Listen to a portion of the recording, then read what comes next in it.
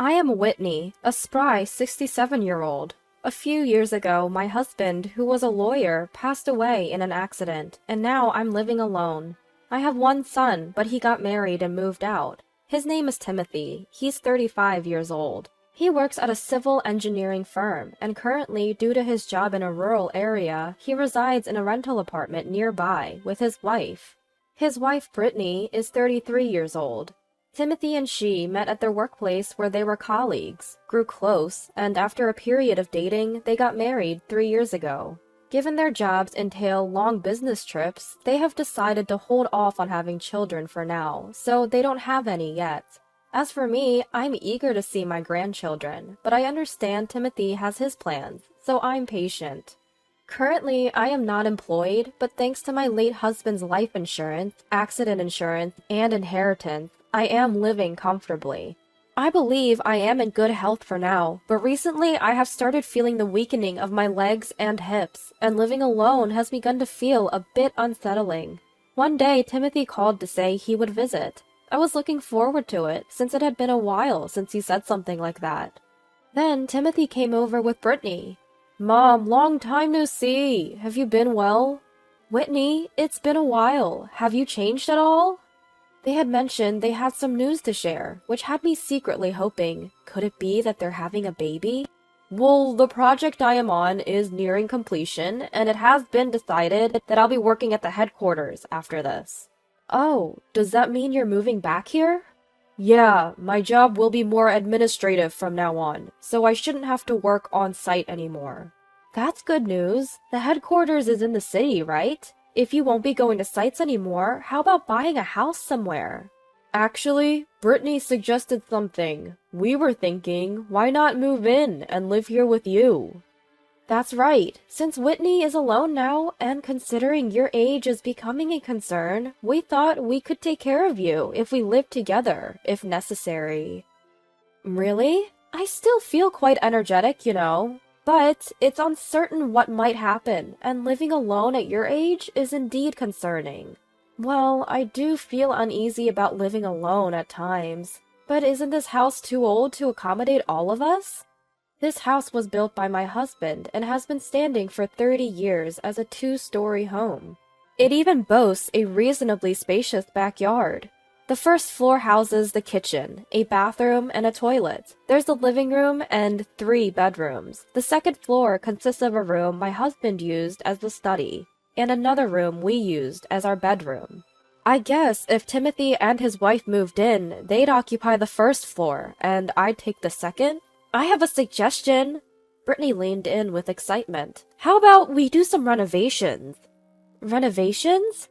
"Yeah, this house was built during the dot-com bubble era. It's made of good materials and is pretty solid. It'd be a waste to tear it down. That's why Brittany thinks we should renovate and live together." "Well, speaking of that..." Brittany hesitated a bit. "Would you mind covering the costs?" "The costs?" "Yes, we got a quick estimate before coming here. We'll make the first floor barrier-free. The kitchen will be updated and integrated with the living room, turning it into an open-concept kitchen. We'll also revamp the bathroom and toilet with the latest fittings. For the second floor, we'll add a spacious balcony and turn it into a sunroom. We'll stay on the second floor and create a room on the first floor for Whitney. Stairs can be tough for seniors, and having a nearby toilet is a plus, right? All in all, the budget is around $120,000. Brittany explained rapidly. She seemed quite passionate about this plan. "If you agree to this plan, we can live together, and I'll also help care for you in the future." Timothy chimed in. "Well, we have some savings, but thinking of future expenses, maybe kids and such, we'd like to save where we can. It doesn't sound like a bad deal, does it?" "Hold on a minute. This is all so sudden. Do you really expect me to just say yes right away?" "Well, for now, we just came to discuss it. If you can manage the money, we'll take care of all the tough stuff." "Whitney, this is a win-win for all of us. Please consider it positively. We really hope you'll think it over." To be honest, I thought Timothy and his wife's proposal was reasonable. However, there was something off about Brittany's words. If you provide the money, we'll move in and also provide care. I wondered, is this a give me money and I'll take care of you kind of deal? Of course, resolving my current home's issues sound great, but there's something I just can't get behind. At the time, I honestly didn't think too much about the whole ordeal. Later, Timothy and his wife finished their jobs in the countryside and moved to a rental apartment near their parents' house. Now that they lived closer, Brittany started visiting more frequently. She kept bringing up the topic of the home renovation. I started to feel that it might not be such a bad idea, but Brittany seemed a bit too pushy for my taste. In response to my non-committal stance, she would get annoyed and say things like, "Whitney, why won't you approve of this? It's a good deal for you too." And, "These days, you won't find many daughter-in-laws willing to live with their in-laws, but I am. I'm even offering to take care of you. You won't find anyone else like me." Her approach felt almost threatening, and it was genuinely unsettling. When I asked her why she was so desperate, she glared at me and snapped. "Desperate? Don't you realize this is all for you, Whitney? We're talking about securing your retirement with $120,000. That's not a small amount." I found Brittany's attitude quite off-putting. Timothy, instead of intervening, asked me to listen to her, saying, "Mom, we're trying to help. Please, just listen to what Brittany has to say." I was completely taken aback. Thankfully, thanks to my husband, we were financially comfortable, and I always planned to leave some inheritance to Timothy. Everything should work out. If Brittany could genuinely care for us in our old age, perhaps I wouldn't have to think about costs like retirement communities. I began to think that maybe, just maybe, Brittany's plan was a win-win, as she put it. So I agreed and let Timothy know. "Great! We'll start making arrangements. Please prepare the money." I liquidated some of my assets and transferred the funds to Timothy's account. We then officially contracted a construction company and requested designs. Later, we were told that the blueprint was ready and went to see it with Timothy and Brittany. That day, Brittany seemed in a good mood, far from the person who had yelled at me. I've never really looked at blueprints before, so I couldn't understand most of it, but they showed me the layout. The biggest changes were in the plumbing, with significant alterations to the bathroom, toilet, and kitchen. The first floor mainly consisted of a garage and a Western-style room. I noticed a small room connected to the garage. "What's this? It looks too small for a room. Storage or closet, perhaps?" "Brittany, what's this room for?" "Oh, that? It's like a spare room or storage, something we thought might be useful in the future." "For a child, perhaps?" "Well, something like that," she responded ambiguously. Her demeanor hinted at ulterior motives. Timothy, who's always been quiet, didn't interject much. I've never seen him be so subservient to anyone. I felt something was off, but I thought this is between Timothy and his wife, so I didn't push it any further. Then the construction finally began. I moved to an apartment complex the contractor had recommended. The complex had 8 units and 1 building, and my place was on the second floor at the corner. Knowing the importance of good neighbor relations, I went to greet everyone. To my surprise, many were younger, and they all greeted me back warmly. My neighbor was a single mom named Serena. Her daughter was Irma, an adorable 5-year-old girl. Serena had lost her husband in an accident and had no relatives to rely on, raising Irma all by herself. However, she was so cheerful, and Irma quickly took a liking to me. Occasionally, I'd share some of my meals with them, gave treats to Irma, or babysat her when Serena was running late. Timothy and his wife, who'd visit once in a while, became quite fond of Irma, saying, "Kids are just so precious. Maybe we should think about having one soon." One day, while enjoying tea with Serena, who had a day off, she seemed hesitant and began, "Don't take this the wrong way, okay? What's up? You sound so serious." While I was cleaning a hotel room the other day, I saw Brittany, and she was with a man I didn't recognize. I almost spat out my tea in surprise. "Are you serious?"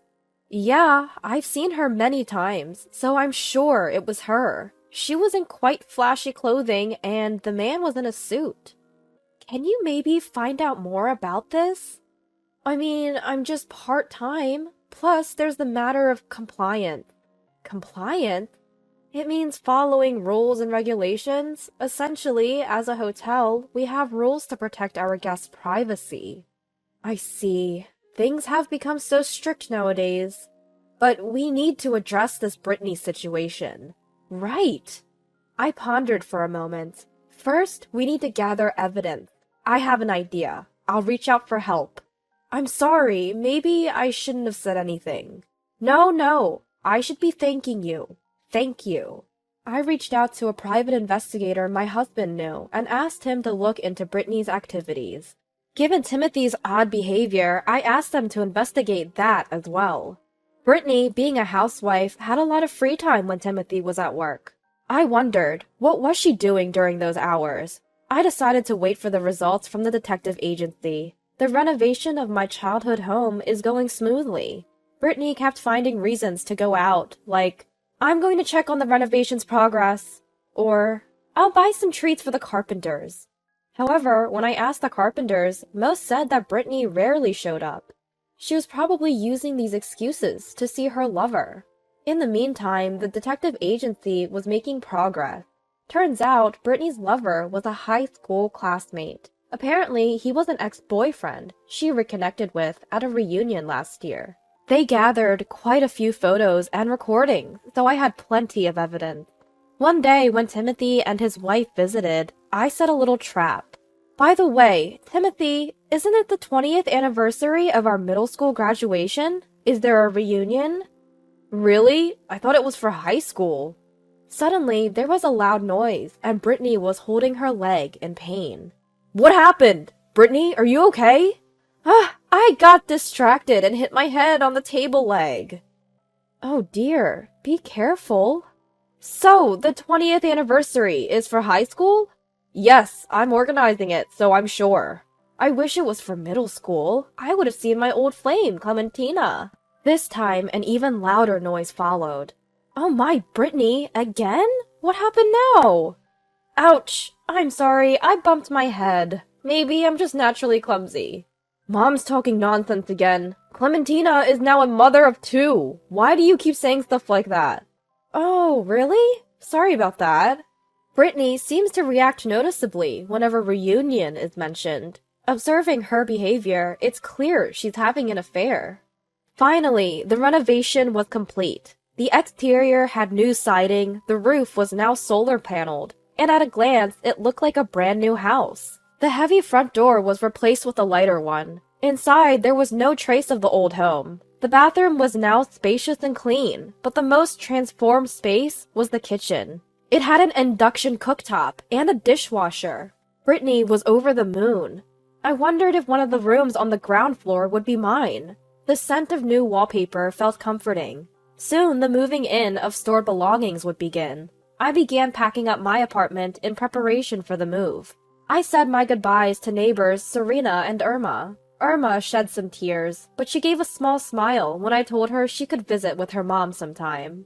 Then came the following Sunday. Before the move-in, I cleaned each room and considered the arrangement of electronics and furniture. Both Timothy and Brittany made decisions without consulting me, constantly sidelining my opinions. Feeling increasingly ignored, I finally raised my voice. Where should I put my stuff? Sure enough, hearing my voice, the two of them approached. Hey, this isn't Whitney's room, you know. Wait, what? I thought I was on the first floor. Where's my room? I'd prefer this one. What are you talking about? Your room isn't here either. The one we set aside for Whitney is over there. Pointing in the direction, I realized it was that mysterious room. Isn't that just a storage room?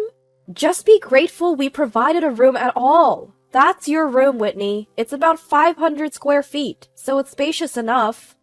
What? There's no way I'm living in a storage closet. I raised my voice in frustration towards Brittany. Timothy, are you seriously going to trap me in there too? Well, yeah, looks that way.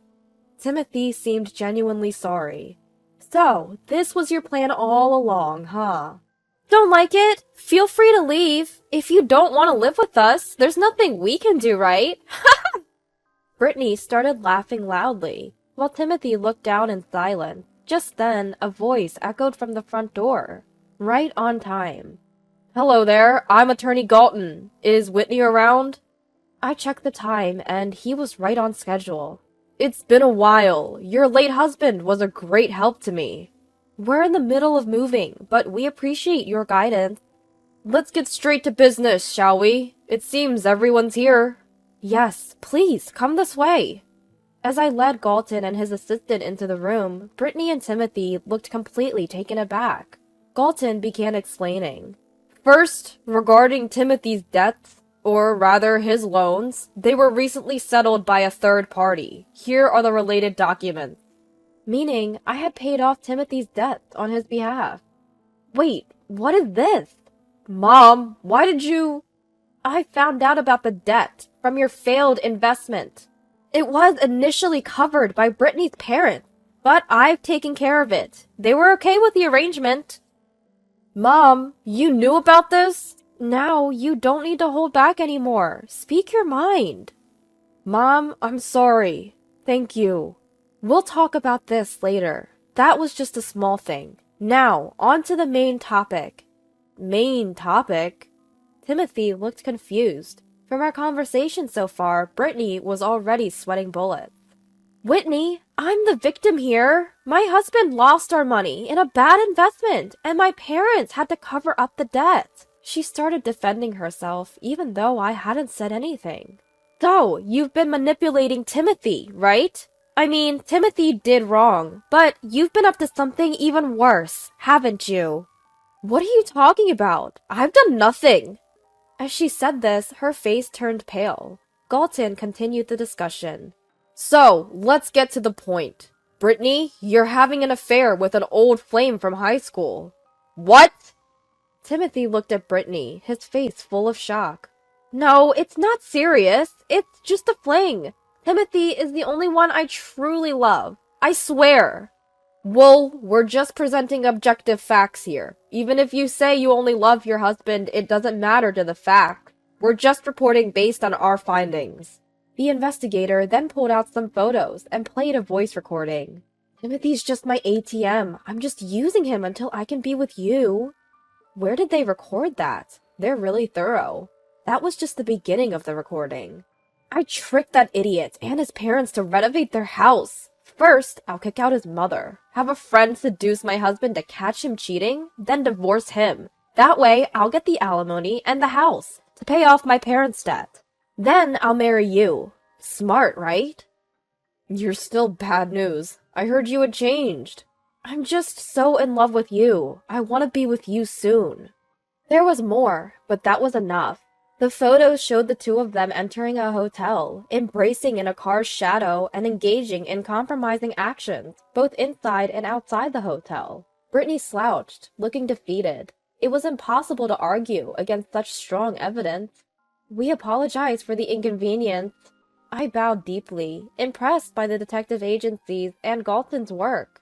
"We're at your service. Timothy, if you wish, we can help with the divorce papers, alimony, and property division." "Thank you for your hard work." Brittany, her position completely compromised, left the house, leaving Timothy behind. Timothy was visibly shaken, but it was clear their marriage was over. He requested to start the divorce proceedings right there and then. Later, the law firm reached out, and a meeting took place with Brittany, her parents-in-law, the man she cheated with, and his wife. It turns out Brittany's affair partner was an old boyfriend. They reconnected at a reunion, and the sparks reignited. It was supposed to be a one-night stand, but after his transfer back to town, they continued the affair. He was married and had a child, but this led to their divorce. Our Timothy finalized his divorce and received a significant amount in alimony. Brittany's parents paid for it, making their daughter and her boyfriend repay them as a debt. Both Brittany and her boyfriend were disowned by their families. The two now work and live at a remote hotel, barely getting by, repaying their debt. Sometime later, our next-door neighbor Serena visited with Irma. Irma's kindergarten was nearby, and they were on their way home. Irma was very fond of Timothy, so I told them to visit any time. After several visits, Timothy and Serena grew close and eventually married. Relationships can be unexpected. Now in this house, Timothy has a new wife and an instant elementary-aged granddaughter. Irma calls Timothy Dad, and me Grandma. We cherish her as if she's our real granddaughter. Timothy and his wife live harmoniously. I cherish these happy moments.